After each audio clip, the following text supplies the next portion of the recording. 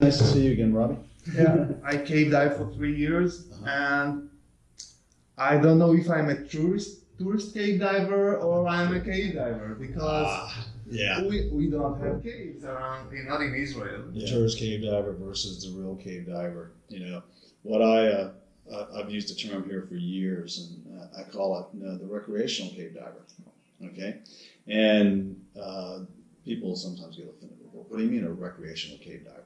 And I'm like, well, when you cave dive, do you go to the parks where there are benches and picnic tables? Is there a map there so you can plan your dive? And the cave has gold line in it, and all the jumps are very well marked to handle traffic and dive teams and such. And they go, yeah, then you're a recreational cave diver. Okay, and that is just what the sport's evolved into. Back in the 70s and 80s, half the time when we went into a cave, the line may not be intact. It may have been destroyed by the flood. So you could be the guy that's having to put all new line in that first 1,000 or 1,500 foot of the cave because it was wiped out during the flood because the floods were so vicious. So you got a taste of exploration and line laying all the time. And then there were all these new caves to find, easy caves.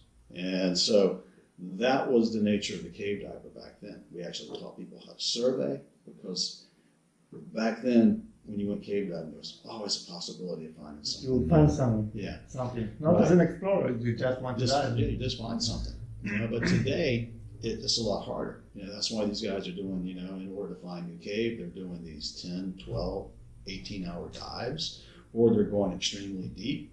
It makes it tougher. As Bill Main put it, last time I was talking with him a couple of weeks ago, he smiled and said, Lamar, we had it easy because we were exploring back when there was all this low-hanging fruit. And today it's a lot more difficult, which really makes the difference between recreational and cave diver that much more apart because it's so much harder to explore today. Today we don't even teach survey in the regular course. Yeah. Okay, so that's how much it's evolved. But so that's the real difference. So surveying was part of the surveying was part of the course because you were very apt to have to get in. I mean, that you would find yourself in a situation where you're finding a new cave. Recreational, you're going to go to a cave where there's easy access, maps, kiosks. You can plan and have really fun dives by planning all these big circuits and seeing a lot of cave. But you won't be put in a situation where you don't know what's around the next corner in terms of the lines or anything else, which is, I don't want to say the true cave diver, but the adventurer cave diver wants to do a little bit of exploration and see what the caves were like before they were, made to a recreational format. And you can go into a cave like Little River, where you've got gold line and a couple of very popular circuits and loops, but then you can jump off of that gold line and get into an area that hasn't been maintained for recreational cave diving. And all of a sudden there's tees, there's hidden tees, there's, oh, wait a minute, this is confusing. No line markers. No line markers, and then you get the guy that says, well, why didn't they leave a line marker? And it's like, well, because they put one there to know their way out, but then they took it with them rather than leaving a dollar line arrow in the cave. Yeah. Okay, that's what happens when you get off the recreational routes. Wow. What would you suggest if I cannot see myself like that cave diving for a year? What should I do back home, and what should I do once I do come? Oh, cave diving is actually a state of mind. I mean, it's like how you approach everything with diving and hell, even life. It's like going on a trip and taking, you wear glasses. Well, do you have a spare pair? Do you have a backup pair of glasses in case something happens? And all of a sudden it changes how you think about everything. So you think about redundancy. And so with that said, when you're diving at home for fun, think about your equipment. Think about how it's streamlined. You don't have to just wait to go cave diving to tuck in hoses, put clips on things, make sure everything is nice and compact. So you can practice and keep your mindset for streamlining even when you're diving at home. And then when you go diving, swim. Don't just get in the water and float with the current. Swim. Swim as if you were swimming in a cave where it's like, okay, I'm going to swim at, 40, 50 feet a minute along this reef and then back. You keep in shape for cave diving, practicing those kicks with a modified flutter, the frog, your trim. So you stay in good shape and mindset for getting back in the caves. Still try to stay horizontally trim. You don't go vertical. You don't look like the rest of the people just kind of going like this, floating along. Stay like this, swim. Make sure all your gear's tucked in. Look at everybody in their gear. And where you wouldn't say something to them, you just look at it and go, well, I wouldn't do it that way. I took this in, I took that in. To make sure you're still thinking in terms of streamlining. For these days, the accident analysis guidelines, the original ones, are still in effect, or maybe we have new stuff? Accident analysis still holds true today, as it did years ago. The difference is we've got some new equipment that's been thrown into the mix, like rebreathers and such. And it adds some other levels of, okay, what are we going to do? So you can look at it and quickly go, oh, well, he died because his rebreather failed. And it's like, no, well, wait a minute. Didn't he have the proper backup? Didn't he have bailout bottles with him? Did he have enough bailout gas? So now you get back to his dive plan and the whole mindset for doing the dive. If he was relying just on his rebreather and didn't have enough bailout gas, then where's his mindset for redundancy? Okay? You've got to make sure you've always got enough gas to get out. Lights, my God, now if you're doing a 4-hour dive and you've still got a light that only burns 2 hours, but you knew you planned a 4-hour dive, you're doing something wrong before you ever get in the water. So a lot of it has to do with things like that. People going side mount and going into places that they wouldn't go if they were on back mount. Now it's personal decisions and choice. They still died because they got entangled in the line or lost, turned around, still violating the other rules, but because of new equipment and advances, they may be doing it without really realizing it's dangerous. But the bigger side of it that's been going on here lately, and I hate to say I'm part of it, is the aging cave diving community. And side mounts become popular as a lifestyle because some of these guys can't carry doubles to the water anymore. They're getting older. And what's going on there is, and I'm not saying everybody, I'm just doing a general view of it, that they cave dive for exercise rather than exercising so they can go cave diving. Yeah. Okay. So the majority of these last fatalities we've had over the past couple of years have been older divers over 50 having medical issues underwater.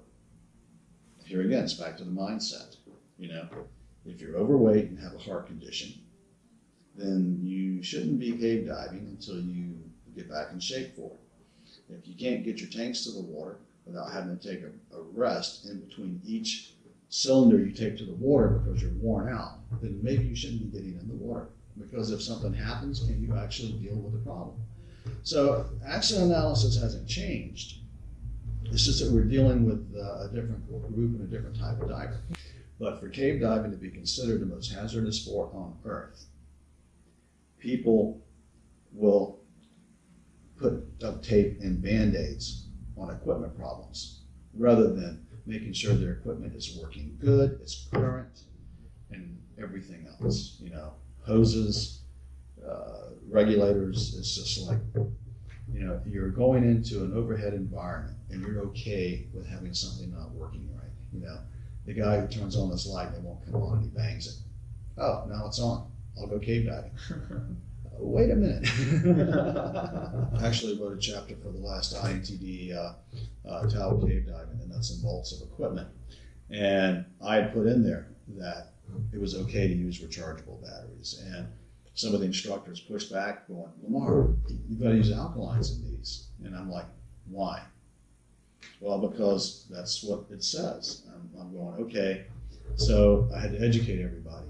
And that, when that was written, our only rechargeable option for lights was lead acid or nickel or NiCads. Okay, lead acid's big and bulky. NICADs, you had to cycle them, you had memory problems with them, and if you had too many of them in a pack, then one cell could destroy the whole pack. So it was because of that that we said you should always have at least one alkaline rechargeable battery with you. Light. And that has stayed in the standards forever. Even as things evolve. Still in some books didn't change. They haven't changed because it's all about the timeline. Okay, when does it change? So it's just recently in this one that I made the statement that you don't need to have an alkaline battery light. Matter of fact, most of these LEDs don't perform well on them. Okay, so they're set up for higher voltages. So now with the track record of lithium-ion batteries, it's like it's okay to not have to have an alkaline rechargeable light in your backup pack, because now we have much better, much more reliable rechargeable battery technology. What do you think about now carrying cameras into a cave? How does that affect you? Big time. That has been the source of a few, incidents and such where people have been turned around, didn't know where they were, and what got them out was the fact that their buddy knew what was going on. When you start taking a camera, and actually more so a video than a still camera, and I say that because a still camera, usually you're trying to set up a shot so you make everybody stop so you know what's going on. But with a video camera, you have one diver swimming along the line or looking at something, and then as you as the videographer, you're trying to get around them to get different perspectives, shots, and their face, their side swimming. So at the end of the day, you have no idea where you are relative to the line and the exit, because you're not paying attention to that while you're looking through the screen. So depending on how familiar you are with the site, you might lose all perspective. I love to see people trying to share their videos and all, but I fast forward through most of it because I've been there, and I don't care to look at your buddy's fins and his butt-mounted light for 30 minutes because you posted, raw video. My advice to anybody shooting video, if you want people to actually watch it, edit it down to under 3 minutes and highlight the good stuff. And if you don't know how to edit, please don't post. Solo diving. Most of the organization will not say that you should not do it. Mm-hmm. For one hand, but on the other hand, you don't get taught how to do it. If you want to solo dive and think you're ready for that, then you need to be very confident with running a reel, a spool, and be the guy that wants to do it on the dive team, rather than the guy that says, well, you can do it this way. Okay? Because if you're not comfortable with being the guy who is going to run the reel for that stretch and to make those jumps and tie-offs all the time, then you got no business solo diving. Okay? Because that's the first step towards solo diving, is you're the guy who's always going to handle the reels. Okay? So if you're the kind of guy that always lets your buddy do it, then you're not ready to solo dive. Okay? That's my first piece on that. Then solo diving you have to be very confident of your navigation and awareness. And if you're the guy that's constantly looking back to where your buddy is to find out where the line is, because you're daydreaming, looking around at stuff, then you're not ready to solo dive. Okay? If you're the one who is always turning on gas, turning the team on gas, and blowing thirds occasionally because you are cheating on gas because you are the one who's breathing more, then you're not ready to solo dive. Okay? If you're the guy who is hesitant about going into a place because it's lower tunnel and might get a little silty, then you're not ready to solo dive. And why would you? Because most solo diving and cave diving is because you're going to venture into areas that a buddy could be a liability. So sometimes people solo dive for the wrong reasons. And that always needs to be that self-examination of why do you want to solo dive? The whole solo diving thing, it's just one of those gray areas in terms of awareness. If you're going to dive with somebody and be the dive leader, and you're showing them around, then you're solo diving. Yeah, you're taking all that responsibility. They're looking at you. So if you can guide people, then you're ready to solo dive. An instructor is a solo diver. Right? Exactly. Okay, but it's really all about the mindset, because a lot of these guys will solo dive around here. They'll scooter back to the Hinkle, they'll solo, but they're soloing in places they know. Okay, when you start soloing out of your comfort zone into places you don't know or not aware of, you have to take on a whole different mindset as to how you look at everything. Okay, that tie-off is not just a tie-off. That tie-off is a potential for a hidden line to come off the backside. Did you really look at it to make sure there wasn't a line coming off? So that when you come back the other way, because you didn't see it coming in, but now you see it coming out. Okay, were you paying attention? You get a different mindset when you look at things.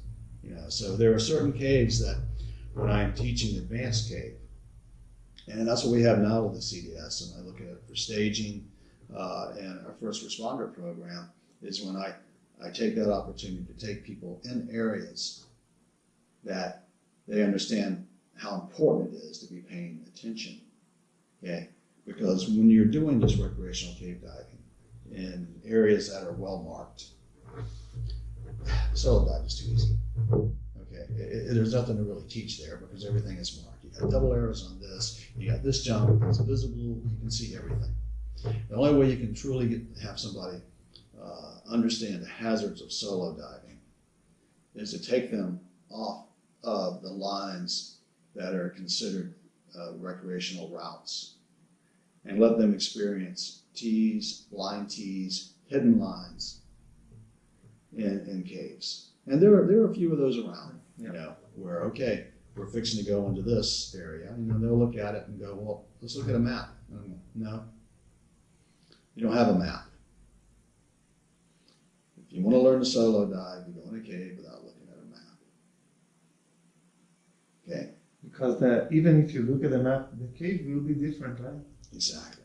If you're trying to plan a dive, I'm going to follow the goal line here, I'm going to take this jump, I'm going to do that, everything else. It's like, okay, well, how do you know that jump's going to be there? It's all about swim rates and swim times. I push that a lot on students. It's like, in order to plan a dive, you have to know your swim rate. Okay, Little River, in Devil's Ear, my swim rate's about 50 feet a minute. Okay, when I go to Peacock, it's more like about 60 to 70 feet a minute. Okay, because there's less flow. So if you know the jump or what you're going to look at is 1,000 feet back, and you know your swim rate, okay, I know I should be getting to that point in about 20 minutes. So even though the map looks like it's the first jump on the left, but you hit it at 10 minutes, there's no way I'm swimming 100 feet a minute. So, whoa, that line is not on the map. Okay, rather than looking at the map and going, it's the first one, and then when you take it, now all of a sudden everything's going on and you're trying to make it fit what you saw on the map. So for solo diving, if you don't have a map, you just go in and you explore. You're much more aware of what's going on. Half the time when I go to Mexico, I can't get hold of a decent map anyway. Yeah. That has the lines on it. So you go in there and it's like, well, I'll take this jump, I'll do that, and see. And you kind of explore with no information, and you take what it can get you. You don't turn around and go, oh, well, I blew a dive doing all this. And it's like, what do you mean you blew a dive? Well, I only got in 500 feet. But wait a minute, you went down this line, that line, this line, this line. You didn't blow a dive when you figured out where not to go. You did the dive. You did a nice dive. You did a dive. You know more about this cave now because you know which lines go into dead ends. And you know what's happening. And what it also gives you when you get off of that gold line or you go to a cave that doesn't have the tourist line in it, you actually get to see the cave the way it was explored. Okay, a lot of people will go into a cave and they'll go, well, we followed the main line and it dead ended into this small, tiny place. I start laughing and it's like, why was it the main line? Well, because the other lines were tied off and this is the one that was the solid line in the middle. And I went, no, you're looking at the exploration line. Okay, the first dive the divers went in, they went that way and it dead ended on them. So as they came out, they found another lead. So they tie in and go that way. And then that lead went a little ways, dead ended, they backtracked, found another lead. So you're seeing all the branches the way they explored it. So that first line in was their first dive, not necessarily the way the cave goes. And every time they tie in, you can see how many dives they made until they finally broke through to get to where everybody's diving. Okay, you saw how it was explored. Bonnet was like that. When we did Bonnet years ago, back in the 80s, we went back into what we call Z-bend passage. There was like 5 T's back there. Divers couldn't figure out how to get further into the cave because they didn't know which way to go. They were all marked with an arrow coming out. But if you went left when you should have went right, you went 40 feet into a dead end and had to back out. So when it was opened up for the park, the first weekend, we had 2 incidents of divers coming out. Day one, the divers came out and said, you know, they got into a line trap in the entrance and couldn't get into there, had to deploy a reel to get out. And I'm like, you know, okay. And then day 2, the dive team made it back into that Z-bend passage, which is about 700 feet back, got confused and lost in there.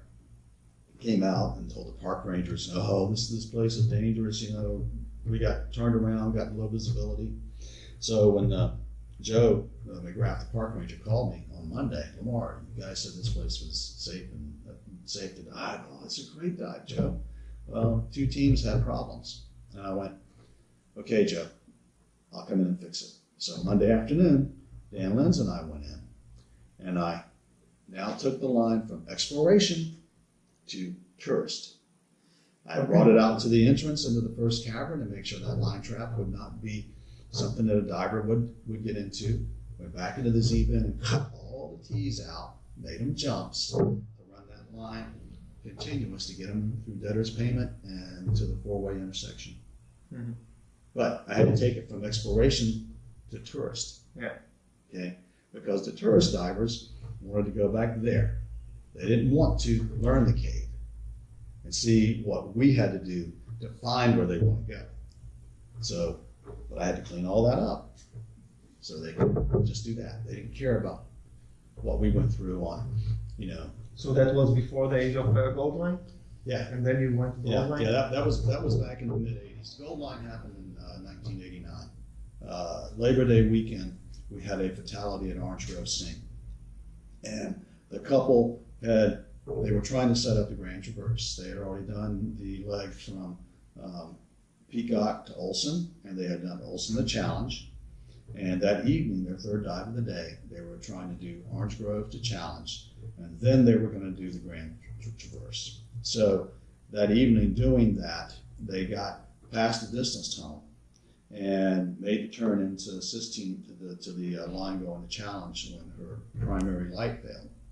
So instead of getting a backup light out right there or anything, they turned and backtracked to get back into the big room they saw where the distance tunnel is. And she was putting away her primary. These were big lights back then, you know, and so she was putting away her primary and getting a backup light out. And whether she was struggling getting it out or whatever, I don't know, but her buddy left the line to go help her. So now they're up in the ceiling, and when they got it taken care of, they're like, okay, where's the line? But when they panned, the first line they saw was the distance tunnel line. And the markers were pointing out, but they thought that's because they were still looking at the challenge side. So they started following that, and then when they came to a T, because they didn't remember any T's, he wrote a note, I think we're going the wrong way. And then she panicked, freaked, went further in the cave, and then he backtracked, saw what had happened, left the light on the line, came out. He was basically out of air. And when he got out, he called. And because we actually had a survivor of that incident, it helped us put together a plan as into what can we do to prevent this in the future. And it was after that we came up with the idea for the Gold Line. The board approved it unanimously. I was the training director at the time. And boom, so we ordered the line, and that was in September, and by end of October we had Gold Line and Peacock.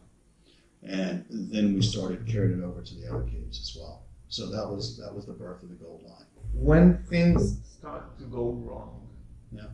what is the first thing that you feel?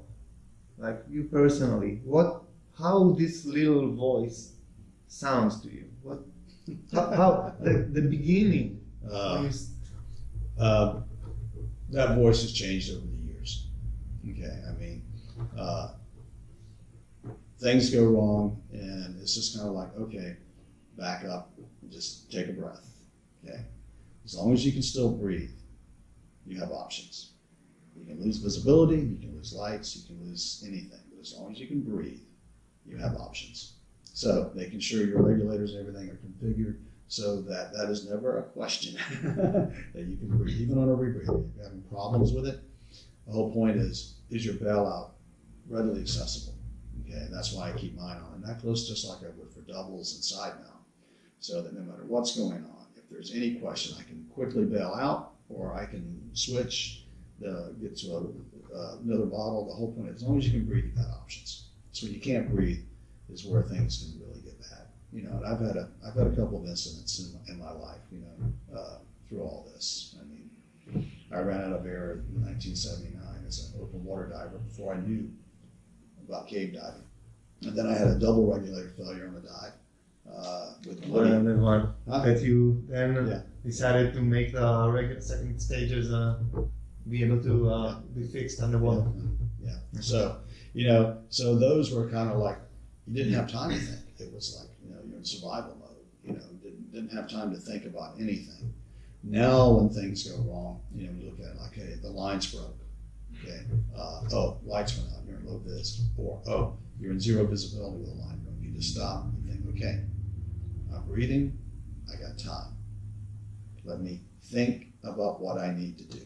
Okay. As long as if you stop and think rather than panic, then your options will start coming to you as to what you need to do to fix it and get yourself out of it. Okay. So it's all about staying cool and realizing, okay, I trained for this. I have options. Okay. And no matter what's going on, I have options. And then that keeps your head straight, and then you can figure out what's going on.